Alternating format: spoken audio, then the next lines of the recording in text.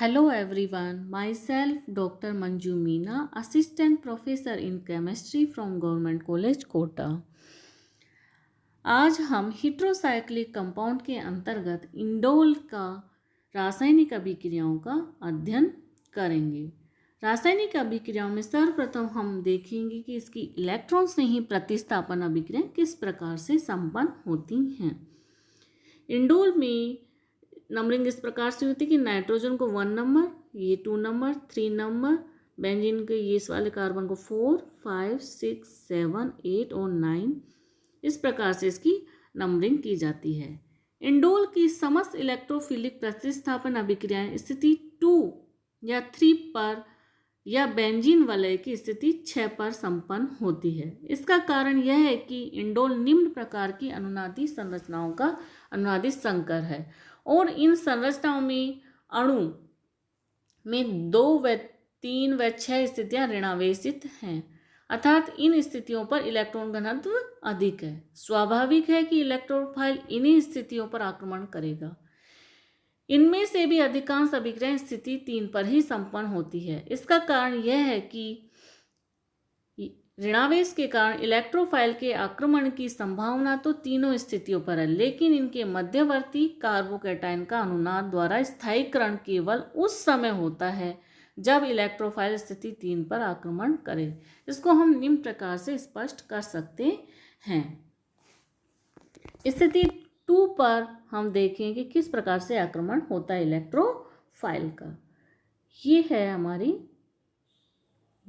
Indole में benzene ring और next कौन सी रिंग है इसकी? Pyrrole ring. पिरोल पे क्या उपस्थित है? एक एकाकी इलेक्ट्रॉन युग्म।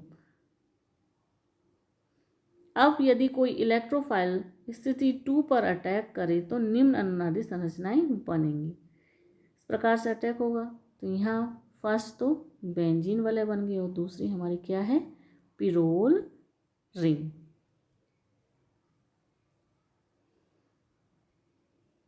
अब यहाँ इलेक्ट्रोफाइल अटैच हो जाएगा इसके साथ और यहाँ पर कौन सा चार्ज आ जाएगा? अब प्लस चार्ज। नेक्स्ट स्टेप में क्या होगा कि ये वाला बॉन्ड टूटेगा और यहाँ शिफ्ट हो जाएगा। तो इस प्रकार से ये बेंजीन वलय बन गई और ये दूसरी वाली कौन सी हो गई? पिरोल वलय। इसमें क्या होगा? ये वाली तो बॉन्ड टूट चुका है तो यहाँ पर कौन सा चार्ज आ जाएगा? Plus charge. और ये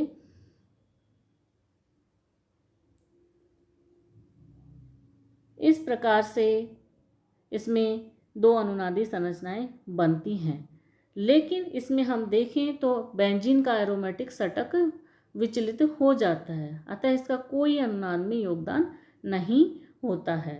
अतः स्थिति 2 पर आक्रमण नहीं होता।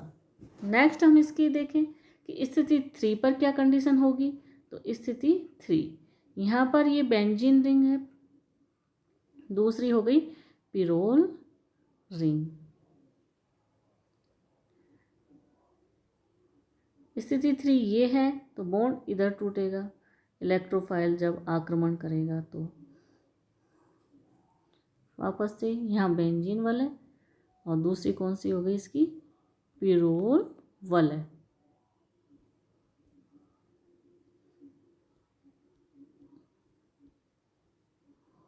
और यहाँ कौन सा चार्ज आ गया इसका?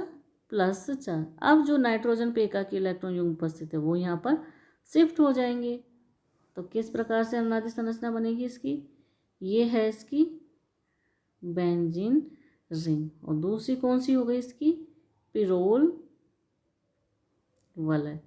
तो नाइट्रोजन पे कौन सा चार्ज आ गया? प्लस। यहाँ डबल बॉन्ड, यहाँ ये जुड़ा हुआ है तो इसमें दोनों ही संरचनाएं स्थायी हैं क्योंकि दोनों में वलय का एरोमेटिक षटक बरकरार है, अतः दोनों संरचनाओं का फर्स्ट और सेकंड का अनुनाद में योगदान होता है, जबकि स्थिति 2 पर सिर्फ एक अनुनादी संरचना का ही योगदान था। अब हम स्थिति 6 पर देखें तो किस प्रकार से होगा। ये है हमारी बेंजीन रिंग और यहाँ पर नाइट्रोजन और ये हाइड्रोजन और इसकी ये एकाकी इलेक्ट्रॉन। स्थिति 6 है ये वाली, तो इसमें बॉन्ड इधर से टूटेगा जब इलेक्ट्रोफाइल अटैक करेगा। तो क्या होगा, बेंजीन वलय ये, और इसके साथ कौन सी वलय हो गई, पिरोल वलय। यहाँ पर एकाकी इलेक्ट्रॉन युग्म हो गई, ये डबल बॉन्ड, और यहाँ क्या जुड़ जाएगा, इलेक्ट्रोफाइल। यहाँ कौन सा चार्ज आ जाएगा, प्लस चार्ज। अब नेक्स्ट स्टेप में क्या होगा, ये वाला बॉन्ड यहाँ शिफ्ट होगा। तो किस प्रकार से अनुनादी संरचना बनेगी, ये बेंजीन रिंग, और ये वाली हमारी पिरोल रिंग, जिसपे एकाकी इलेक्ट्रॉन युग्म और ये यहाँ कौन सा चार्ज आ जाएगा, प्लस चार्ज, और यहाँ पर हमारा H और इलेक्ट्रोफाइल अटैच है। तो स्थिति 2 है, ये स्थिति फर्स्ट है। इसमें क्या होगा, अस्थायी होगा, क्योंकि इसमें बेंजीन वलय के साथ साथ पिरोल वलय का भी एरोमेटिक षटक विचलित हो गया है, अतः इसका अनुनाद में कोई योगदान नहीं है। तो हमने देखा कि स्थिति 2, 3 और 6 में 3 स्थिति पर 2 अनुनादी संरचनाएं बनती हैं जिनका कि अनुनाद में योगदान होता है, जबकि स्थिति 2 में एक ही संरचना का योगदान है और स्थिति 6 में भी एक ही अनुनादी संरचना का योगदान है, क्योंकि दूसरी अनुनादी संरचना में एरोमेटिक षटक पिरोल का भी साथ विचलित हो जाता है। इस कारण से इलेक्ट्रॉन स्नेही प्रतिस्थापन अभिक्रिया प्रमुखतः स्थिति 3 पर ही संपन्न होती है। सर्वप्रथम देखिए हैलोजनीकरण अभिक्रिया। इंडोल को जब सल्फ्यूरिल क्लोराइड के साथ गर्म किया जाता है तो क्या प्राप्त होगा हमें, X, जैसे हम Cl भी ले सकते हैं, ब्रोमीन आयोडीन, तो 3 ब्रोमो इंडोल।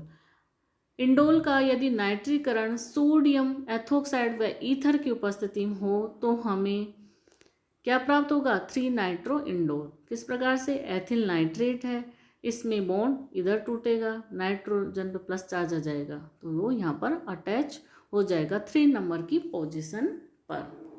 नेक्स्ट अभिक्रिया है इसकी सल्फोनीकरण अभिक्रिया। जब इंडोल की अभिक्रिया सल्फर ट्राइऑक्साइड के साथ पिरीडीन की उपस्थिति में 120 डिग्री सेंटीग्रेड पर करवाई जाती है तो इंडोल 3 सल्फोनिक एसिड हमें प्राप्त होता है। नेक्स्ट अभिक्रिया है एसिटिलीकरण। इंडोल का यदि 147 डिग्री सेंटीग्रेड पर एसिटिक एनहाइड्राइड के साथ एसिटिलीकरण करवाया जाए तो प्रमुख रूप से 1,3 डाई एसिटिक इंडोल बनता है और साथ में कुछ मात्रा में इसके द्विलक उत्पाद 1,1 डाई ब्रैकेट में 1 एसिटिल 3 इंडाइल एथिलीन प्राप्त होती है। इंडोल है यह एसिटिक एनहाइड्राइड, बॉन्ड इधर से टूटेगा, यहाँ क्या जुड़ जाएगा, COCH3। तो 60% तो हमें क्या प्राप्त हो रहा है, 3 नंबर की पोजीशन पर और 1 नंबर की पोजीशन पर, मतलब 1,3 डाई एसिटिक इंडोल। और अल्प मात्रा में क्या प्राप्त हो रहा है, ये और दूसरा ये वाला उत्पाद। नेक्स्ट है गाटरमान अभिक्रिया। जब इंडोल की अभिक्रिया डाईमेथिल फॉर्मामाइड के साथ POCl3 की प्रेजेंस में करवाई जाती है तो हमें क्या प्राप्त होता है, 3-फॉर्मिल पिरोल। 3-फॉर्मिल इंडोल मानस या मानिस अभिक्रिया। जब इंडोल की अभिक्रिया फॉर्मेल्डिहाइड और डाईमेथिलामीन के साथ करवाई जाती है तो सर्वप्रथम फॉर्मेल्डिहाइड और डाईमेथिल आपस में क्रिया इस प्रकार से करते हैं कि यहाँ कार्बन से ऑक्सीजन की तरफ बॉन्ड टूटेगा तो कार्बन प्लस OP माइनस, और इधर नाइट्रोजन की तरफ टूटता है तो OP क्या जुड़ जाएगा, H, और नाइट्रोजन कार्बन से जुड़ जाएगा। नेक्स्ट स्टेप में OH की तरफ बॉन्ड टूटेगा और यहाँ क्या जुड़ जाएगा, CH2 होल ट्राइस CH3, तो 3 di methyl amino methyl indole प्राप्त होता है मानिस अभिक्रिया के द्वारा। नेक्स्ट अभिक्रिया है इसकी राइमर टीमान अभिक्रिया। जब इंडोल की क्लोरोफॉर्म CH3Cl3 और एल्कोहलिक KOH के साथ क्रिया करवाई जाती है तो 3-फॉर्मिल इंडोल व 3-क्लोरोक्विनोलिन प्राप्त होता है। इसकी मैकेनिज्म किस प्रकार से है तो हम देखें कि सर्वप्रथम क्लोरोफॉर्म डाइक्लोरोकार्बिन मुक्त मूलक में कन्वर्ट होता है। नेक्स्ट स्टेप में ये 2 तरीके से हो सकता है, यहाँ मुक्त मूलक से भी हो सकती है और इलेक्ट्रॉन स्नेही प्रतिस्थापन अभिक्रिया भी हो सकती है। ये मुक्त मूलक से होती है, यहाँ से बॉन्ड टूटेगा तो यहाँ इस कार्बन से ये दोनों, ये डबल बॉन्ड जब टूटेगा तो यहाँ से एक इधर अटैच हो जाएगा, दूसरा वाला इधर अटैच हो जाएगा। नेक्स्ट स्टेप में क्या होगा, ये वाला बॉन्ड यहाँ शिफ्ट होगा और Cl यहाँ से निकल जाएगा और H यहाँ से टूटेगा तो HCl बाहर निकल जाएगा। तो क्या प्राप्त हो जाएगी हमें 3-क्लोरोक्विनोलिन। और इधर इलेक्ट्रॉन संयुक्त प्रतिस्थापन में CCl के साथ क्रिया करवा CCl2 के साथ क्रिया करवाई जा रही है। तो सर्वप्रथम ये बॉन्ड 3 पोजीशन टूटेगा, डबल बॉन्ड, तो CCl यहाँ अटैच हो जाएगा। नेक्स्ट स्टेप में यह हाइड्रोजन यहाँ से निकलेगा, यहाँ डबल बॉन्ड आ जाएगा तो यहाँ डबल बॉन्ड हो जाएगा, ये जुड़े। अब इसकी अभिक्रिया किससे करवाई जाए, KOH से। तो दोनों Cl KOH के द्वारा OH के द्वारा प्रतिस्थापित हो जाते हैं। नेक्स्ट स्टेप में क्या होगा कि एक कार्बन पे 2 OH समूह H स्थायी है, तो यहाँ से क्या निकलेगा, एक वाटर मॉलिक्यूल। और इस प्रकार से ये 3 फार्मिल इंडोल बनाता है राइमर्टिमान अभिक्रिया के द्वारा। नेक्स्ट अभिक्रिया, इसमें क्या होगा कि इंडोल है, किससे क्रिया कर रहा है, क्लोरोमेथिल साइनाइड के साथ। इधर बॉन्ड Cl की तरफ टूटेगा तो कार्बन पे कौन सा चार्ज आएगा, प्लस चार्ज आएगा और यहाँ पर ये जुड़ जाएगा CH2C ट्रिपल बॉन्ड। इसको बोलेंगे हम 3-साइनोमेथिल इंडोल। अब इसका हम क्या करवाए जाए, 3 वाटर मॉलिक्यूल के साथ जल अपघटन करवाएं तो क्या प्राप्त होता है हमको, इंडोल 3 एसिटिक एसिड। नेक्स्ट अभिक्रिया इसकी इंडोल की युग्मन अभिक्रिया। इंडोल की जब बेंजीन डाइएजोनियम क्लोराइड के साथ क्रिया करवाई जाती है तो 3-फेनिल एजोइंडोल प्राप्त होता है। बेंजीन डाइएजोनियम क्लोराइड में सर्वप्रथम यहाँ से Cl बाहर निकलेगा और यहाँ पर बॉन्ड 3 पर ये अटैच हो जाएगा और हमें प्राप्त होगा 3-फेनिल एजोइंडोल। नेक्स्ट अभिक्रिया है फ्रीडेल क्राफ्ट अभिक्रिया या एसिटिलीकरण। जब इंडोल का मेथिल आयोडाइड के साथ एल्यूमिनियम क्लोराइड की प्रेजेंस में क्रिया करवाई जाती है तो हमें प्राप्त होता है 2,3-डाइमेथिल इंडोल। मर्क्यूरीकरण अभिक्रिया, इसमें मर्क्यूरिक एसीटेट की जब इंडोल के साथ क्रिया करवाई जाती है तो इसकी दोनों पोजीशन 2 और 3 पर, तो 2,3-डाइएसिटोक्सी मरकरी इंडोल प्राप्त होता है। नेक्स्ट अभिक्रिया नाइट्रोसोकरण। इंडोल की जब सोडियम एथोक्साइड के साथ अभिक्रिया करवाई जाती है, सोडियम एथोक्साइड की उपस्थिति में एमिल नाइट्राइट के साथ अभिक्रिया कराने पर निम्न प्रकार से नाइट्रोसोकरण होता है। इंडोल यह है एमिल नाइट्राइट। तो सर्वप्रथम क्या होगा, H किसके द्वारा प्रतिस्थापित हो जाएगा, सोडियम आयन के द्वारा। फिर वही एमिल नाइट्रेट और क्षारीय माध्यम में यहाँ से क्या होगा, N डबल बॉन्ड N और उसके बाद में ये इस प्रकार से योगात्मक बनाता है। नेक्स्ट अभिक्रिया है एमिनो समूह की अभिक्रिया। पिरोल की भांति इंडोल में भी एक द्वितीयक एमिनो समूह NH विद्यमान है, लेकिन इसमें भी पर्याप्त क्षारीय गुण नहीं है क्योंकि नाइट्रोजन परमाणु का जो लोन पेयर है वह वलय के अंदर एरोमेटिक षटक को कंप्लीट करने में प्रयुक्त होता है और उसके पास प्रोटॉन देने के लिए इलेक्ट्रॉन उपलब्ध नहीं है। इसके विपरीत इंडोल की अनुनादी संरचना में नाइट्रोजन धनावेशित या इलेक्ट्रॉन न्यून होता है, जिससे इसके हाइड्रोजन परमाणु की प्रकृति कैसी हो जाती है, अम्लीय हो जाती है। अब हम देखेंगे इसके एमिनो समूह की क्रिया। इंडोल की जब मेथिल मैग्नीशियम ब्रोमाइड के साथ अभिक्रिया करवाई जाती है तो क्या होगा, नाइट्रोजन की तरफ बॉन्ड टूटेगा और इधर CH3 की तरफ बॉन्ड टूटेगा तो यहाँ क्यों जुड़ जाएगा, नाइट्रोजन से MgPr और मैथेन बाहर निकल जाएगी। तो क्या प्राप्त हो रहा है, इंडोल 1 मैग्नीशियम ब्रोमाइड। और वापस इसकी क्रिया करवाई जाए तो ये फिर यहाँ पर अटैच हो जाता है 3 पोजीशन पे। फिर इस पोजीशन पे यदि हम इसकी क्रियाएं मैथिल साइनाइड क्लोरोमेथिल साइनाइड के साथ करवाई जाए तो 3-साइनोमेथिल इंडोल प्राप्त होता है और CO2 के साथ करवाई जाए तो इंडोल 3 कार्बोक्सिलिक अम्ल हमें प्राप्त होता है। अब यदि 3-साइनोमेथिल इंडोल का जल अपघटन करवाया जाए तो हमें क्या प्राप्त होगा, IAA, जो कि हमने पहले भी देखा था, इंडोल 3 एसिटिक अम्ल।